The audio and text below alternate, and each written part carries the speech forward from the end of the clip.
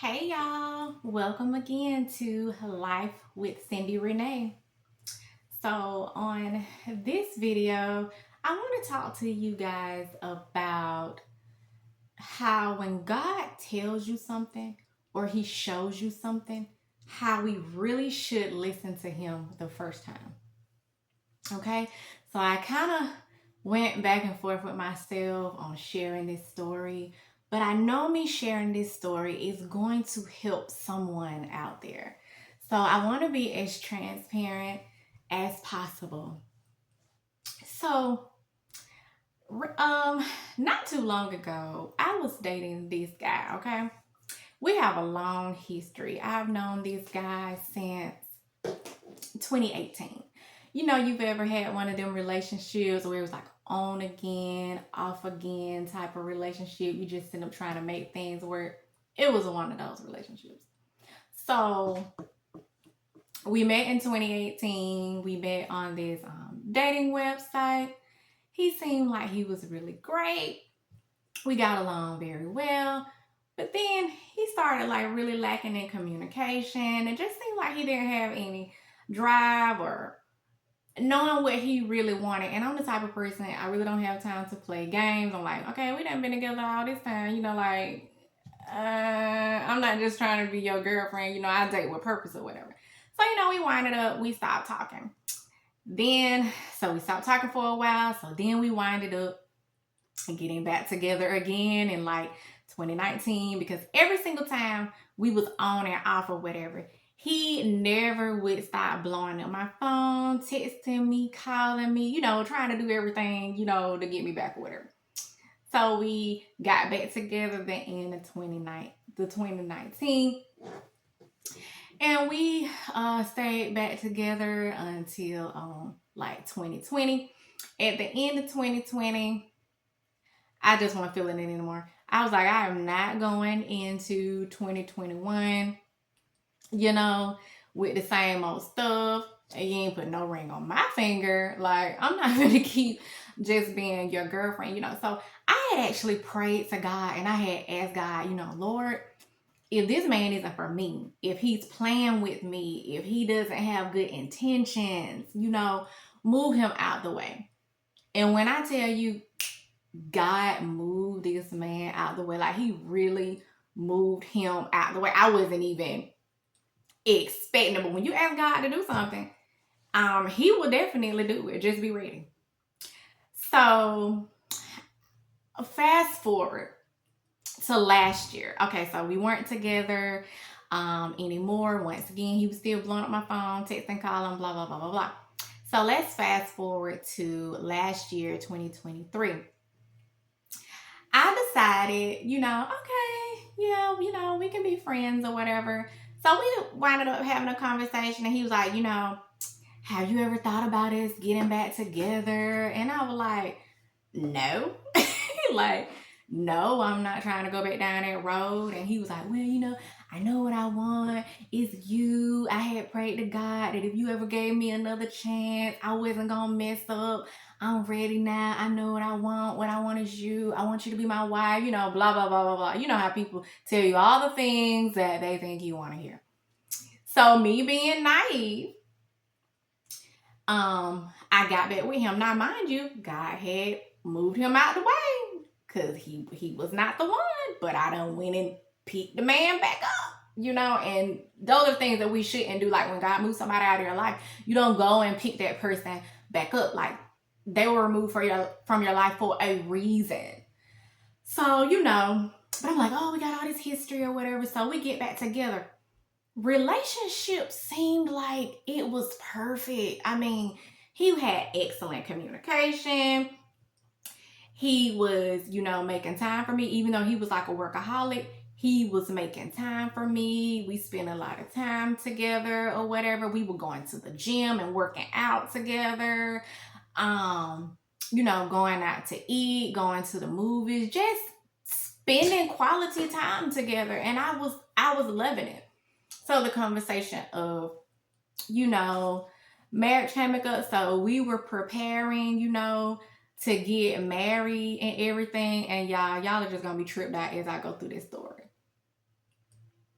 So throughout this time of us, we had did a cake tasting. um, we had actually went at the beginning of this year, 2024, and we had went to the courthouse because we was planning on not doing anything special, just doing, a courthouse wedding, maybe having a small reception, with close family and friends. So we went to the courthouse. You have to go and apply, for the license or whatever, for the marriage license or whatever. And so that's what we did. Didn't have any issues with that. Got the marriage certificate, the blank marriage certificate, so you can have it when you get ready to do your ceremony and everything. So I'm excited about that because I like to do stuff, months in advance, not trying to wait till the last minute. So, as things were going on, I had not met his parents yet. And I was really concerned about, I haven't met your parents, and it was just always, well, I'm always working. And, my parents lived in another city. He lived in another city than the city that I lived in. We're going to say he lived in city X and I lived in city Y, okay? So, and he worked, and he seemed like he worked double shifts all the time. And so, it slowed down. Sometimes I wouldn't see him as much. Sometimes I would, it just really varied. And the Lord started, dealing with me when I would be in church service. It was a message preached one Sunday about, how you don't need to go back and pick people up when God removed them from your life. And I'm looking like, oh, he ain't talking to me, And then, so let's just move on. Okay, so God showed me 3 times, actually. I'm talking about, I was very hard-headed. The last thing that he showed me was I went to go get a car. I went to go get a new car, right? So I'm at the car lot. So the car salesman, after we went through the whole deal, he said, I don't tell a lot of people. He said, but I'm a pastor. He said, and the Holy Spirit been dealing with me, wanted me to tell you something. And he said, at first I wasn't going to say anything to you. He said, but he wanted me to tell you that, a winner can't be a winner with a loser. And he said that God has so many blessings for you and so many things, plans that he has for you, but he can't give it to you until you let go.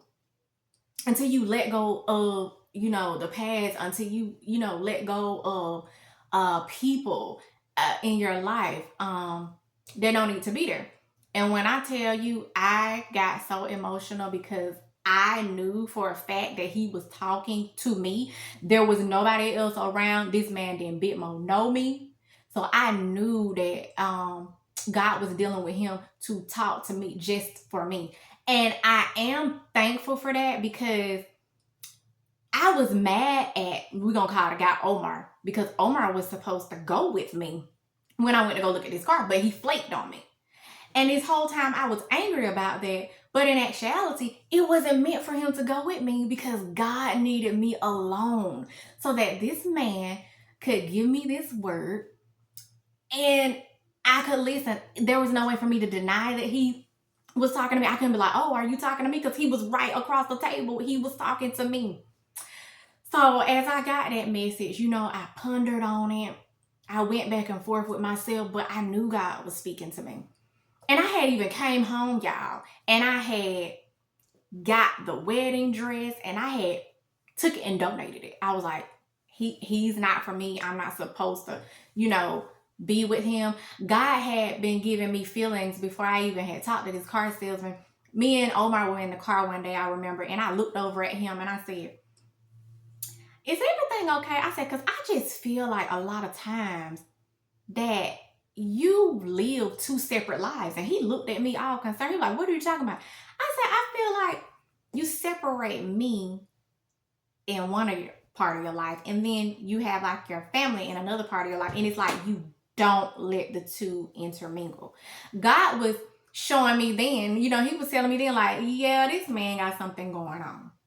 So even though the car salesman told me that, even the times that, the other times that God was dealing with me, I'm like, no, God, not him. You can't be talking about him. Really? Like, we get along so good. We have such a good time when we're together. I done invested all this time, and energy into this man. I'm not trying to start over like, I feel like we can make it work. I'm just steady trying to make it work. I was so wrong. And I'm so thankful that even though when we're hard-headed, God still has his hand on us. He still showed me grace and mercy. And I'm so thankful for that to this day. So let's fast forward to it was September. And it was the beginning of September. No, excuse me. It wasn't September. It was August of this year. I get a phone call. I think it was like on a Monday or a Tuesday.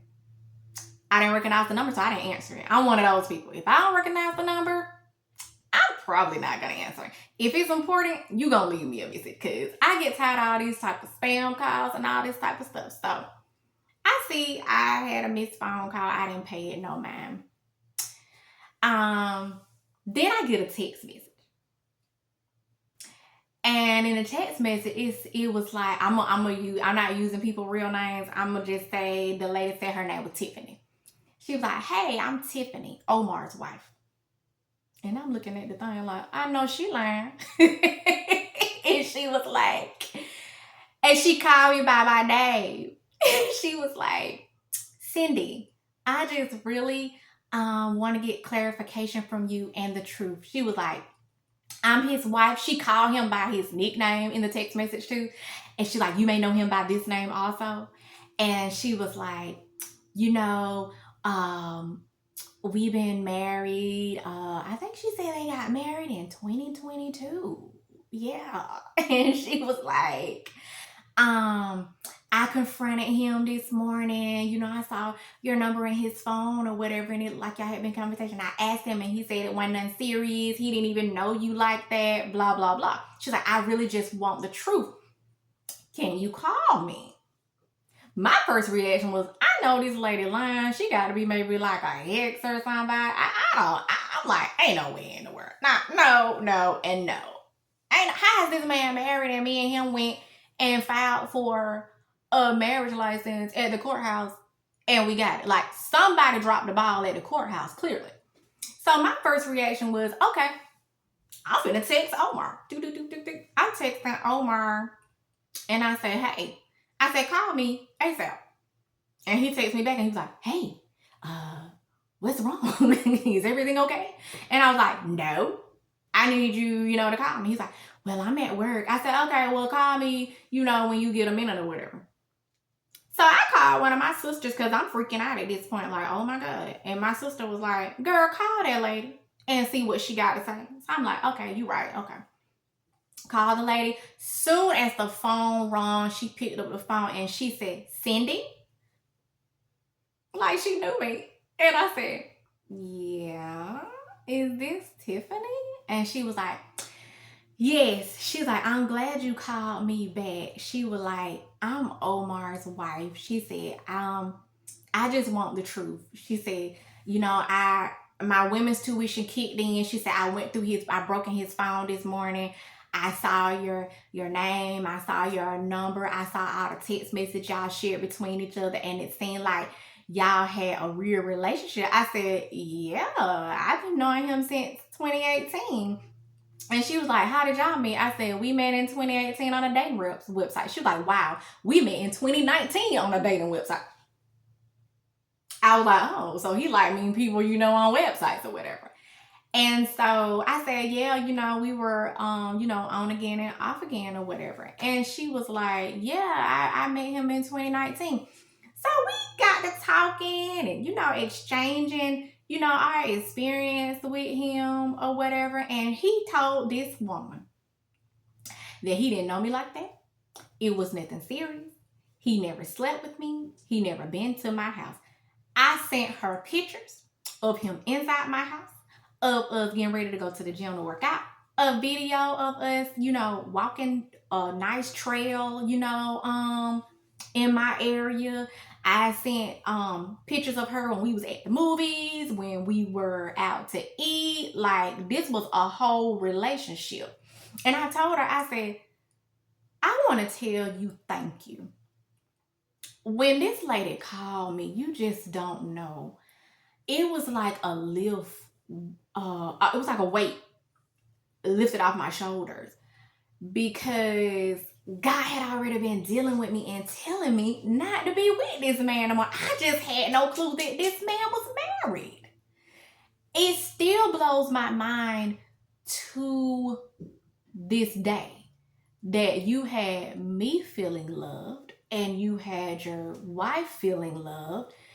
And, with me and her, sharing stories or whatever, when they got married, he was still working at his old job, in City X, which I thought was weird, because if I got married to somebody, ain't nowhere in the world you finna be working in City X and we live in City Y, and you still spending the night at like your parents' house, like you saying you work a double, you tired, you whatever. Come to find out, you put two and two together. When he wasn't home with his wife, he was with me. And it just blew my mind, because she told me, like, I did too much in the relationship, I'm the type of person, when I'm in love with you, I got your back. I'm down with you. I'm your number one cheerleader. All I ever wanted to do was see this man grow and be better. And I will help you pursue your dreams wherever I can do. And I remember, of course we had talked, because he lived in another city, and we talked about, okay, you need to get a job in this city, because we finna get married. You ain't gonna be, commuting like that, because it was like an hour and a half. His job was like an hour and a half away. We're not doing it. So, me being me, sweet as I am, I'm like, okay, I know he working long hours all the time. I'm gonna help him fill out his job applications. So I filled out this one particular job application for him, to work at this pest control company. He actually got an interview with this company. Came down here to City Y. Went to the interview, because he called me all excited. The man offered him the job and everything. I'm the one that went with him to go get his background check, to go get his driving record for the position that he had to have. I went with him to do all this. I'm excited. He's supposed to get started.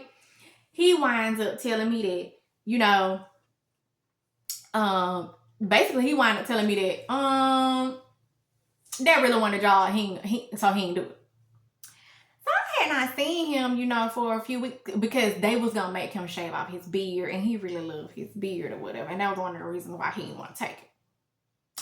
So I had not seen him for maybe like 2 weeks, because he was working so many hours, okay? So when I did see him again, well, before he came, he sent me a picture of him not having a beard, and he was like, this just so messed up that I chose to stay at my job for now, and they done made a policy change here that you can't have facial hair, so I had to shave off my beard anyway. Now, me being me, I'm like, oh, wow, that's so messed up. He really had a way with words, and everything he said was always so believable. Even when he was in person, this man would not blink.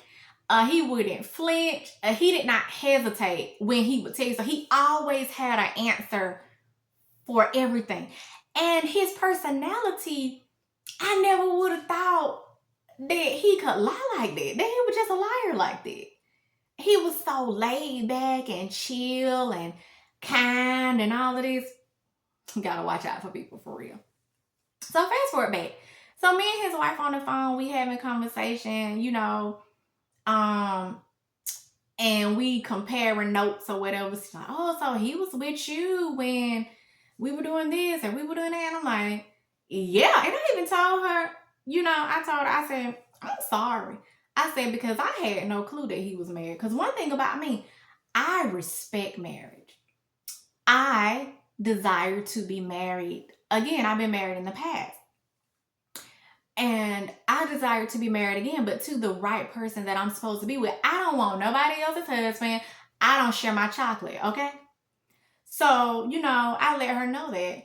And so we started talking. Come to find out, I asked her, I said, let me ask you a weird question. When he at home with you, how does he eat? And she was like, what do you mean? I said, well, because I'm a pescatarian. And she was like, oh my gosh, he got that from you. I said, what you mean? She said, he came home one day all excited, like last year, and he was like, oh, I did my research about a pescatarian lifestyle, and I think we need to switch. It's such a healthier lifestyle, a healthier way for us to be. She said, so now I'm pescatarian. I was like, you got to be freaking kidding me. So you took the way I eat, took it back home to your wife, because I became pescatarian when me and him wasn't together anymore the last time. I became pescatarian. I've been pescatarian like 2 years now. So you took the eating habits from me, because he would eat just like me at my house. And I had dishes that I had came up with off the top of my head, and some stuff I saw on YouTube. And so you're taking my stuff and you're sharing it with your wife. Then she was mentioning to me about his Jeep and how they had the same Jeep. And I said, girl, you got to be lying. I got the same Jeep too. Yes, y'all. When I went to go get my new vehicle, I knew I wanted a Jeep, right? But I didn't want the same type of Jeep as him. But while I was there, they showed me a Jeep that was like his, just a different color, and had a little bit, more bells and whistles.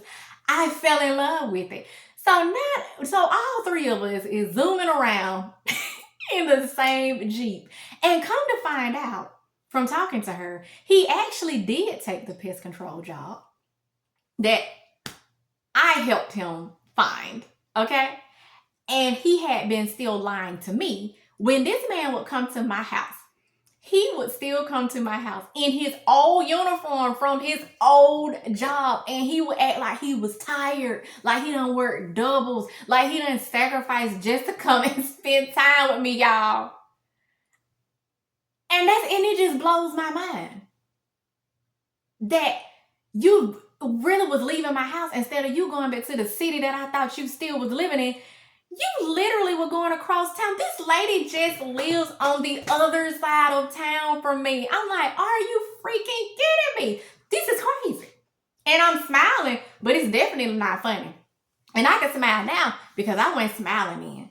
And when I tell you, she was like, okay, we gonna get him. She was like, cause he really just been lying. And she was like, he ain't gonna tell us the truth. So she was like, when I get home today, she was like, I want us to confront him. And she was like, don't tip him off or anything or whatever. So, he was texting me this whole time like, hey, you good and whatever, while I was talking to her. So me and her got off the phone. I texted him. I was like, oh yeah, baby, I just miss you, that's what's wrong. I just miss you, we were supposed to get together the weekend or whatever, but she blew that up. I'm glad she did. I'm so glad she did. So fast forward, she gets off work. She comes home. She calls me on the phone. Right? Mind you, she had a child. And he used to always post pictures of the child with him on social media. And I'd be like, one time I made a joke and I was like, don't let me find out that that's really your son and not, because he was telling me he was his nephew. Okay. And I was like, don't let me find out that you don't just have your daughter that I know about, but you have a son. And he was like, no, that's my nephew. That was his wife's son. That was his stepson. So you know somebody lied about this. This lady sat up and told me that she had seen my name actually pop up when they was in, the car before. And this man sat up and told her that, remember I told you I had a cousin named Cindy, that's my cousin, she on drugs, so she always calling, asking people for money. I'm not going to answer the phone. So of all the things you thought of was to say that I was your cousin on drugs. Like, this man had a story for everything, and she believed that the same way I was believing stuff that he was sitting up telling me. I'm like, wow. So back to what I was saying, she get home, she called me on the phone, and she went into the room with him, and she was like, hey, I got somebody on the phone that want to talk to us. Can you turn on the TV? So she got me on speaker, and she was like, okay, you can say something. I said, hey, how you doing? The phone hung up. She calls me right back. She like, girl, do you know he reached over here and hung up my phone when he heard your voice? I said, I bet he did. So she going in on him.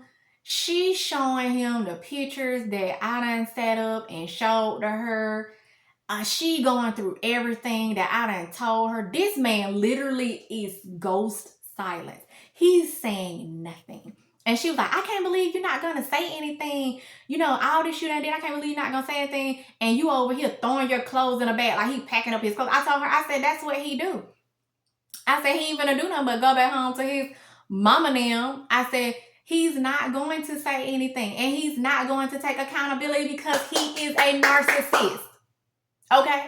Narcissists do not take accountability for anything that they do at all. It's almost like he was living a lie, but he also was believing the lie that he was in. You said you got a whole wife on the other side of town, and then when you're with me, you got me on this side of town. And so you live in this, you got it made. You know what I'm saying? You got two women that care about you. It was just messed up. He never said anything, like I said, she confronted him. He never said anything. So, I winded up getting my locks changed. He had some stuff at my house. I winded up throwing that stuff in the garbage, okay? And I got my locks changed because I realized I did not know him. Like, all this time I talked to him, I didn't know him. He was a stranger, and I don't put no past nobody. I done had too much that I have experienced in the past, and I wasn't putting no past nobody. So I got my locks changed. When I tell you, this experience broke me down to my core, I'm still thankful to God that even though I was hard-headed and disobedient when he told me multiple times that I didn't need to be with this man anymore, I'm so thankful he still had grace and mercy on me. I'm so thankful that he allowed this man's wife to call me. It freed me. But it also left me with a little bit of trust issues, because then I was like, well, dang, I meet somebody and they tell me they ain't married. How do I know you ain't? How do I know you ain't married? How do I know that if you at work and you tell me, hey, you get off at whatever time, how do I know you're really at work? This type of stuff. So I realized that I needed to be able to go to therapy to get through some of these things, because I don't believe in taking old baggage into a new relationship. And I know that God has somebody really amazing for me out there, and I don't want to sabotage my new relationship that he has for me by holding on to the old, or things like that. And amazingly, I opened up and I decided to go ahead and seek therapy, which I think any and everybody should go to therapy at least once in their life, because life be lifing. And we've all been through so many different things. Like, you just have no clue what people have been through. And just things from your childhood, things, just things throughout your life. I feel like any and everybody could benefit from going to therapy. And it takes a brave person to go to therapy too. You're not weak if you go to therapy. You're not crazy because you go to therapy. You're going to therapy so you can work through some things so that you can be a better you. And that's what I decided to do. And I love the fact that my therapist is absolutely amazing. I'm super comfortable talking to her. She's helped me, get through this. And I'm so much better now. I love the fact that she asked me to write a letter to him. And she was like, you don't got to mail it to him. But, write a letter to him. And when I tell y'all I wrote that letter to him, it freed me even more. Like, I'm so at peace now. And I forgive him. I forgive him. I don't have no anger. I forgive him because you know what I realized? Hurt people hurt people. And he already had some stuff about him, that he shared with me. I ain't putting his business out there. But he needs therapy. He needs therapy. My hope is that he gets help so that he doesn't mess up anybody else's life. Because when you do things like this, it's dangerous. You're playing with other people's lives, and people don't deserve that. Good people, want to be in love and want to be married and all these types of things, and then you have people that come along and they screw you over. Nobody deserves that. So my hope is that he will get the help that he needs. I pray that his wife can heal from this. She was super sweet lady. If we would have met in any other circumstance, I believe me and that lady would be probably BFFs. We had a lot of stuff in common. So I pray for healing for her. I pray for healing for him so he can get the help he needs and just be a better person. And I love my healing journey.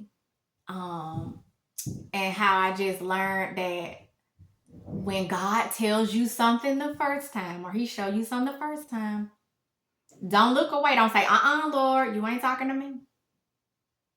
Because he is talking to you. And he wants so much better for us. And he has nothing but blessings for us. So be obedient. Listen to God when he's dealing with you, when he's telling you things, when he's showing you things about people, places, and things. Just be obedient because he wants nothing but the best for us. So that is the lesson that I learned from this.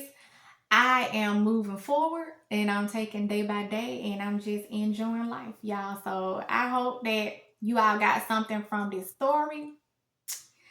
I hope that I have encouraged somebody, that I have helped somebody. And thank you all for hopping on, this video. Please feel free to like this video, share this video with somebody that you think it will bless. And don't forget to hit that subscribe button below, okay? So till next time, I'll see you guys later. Bye-bye.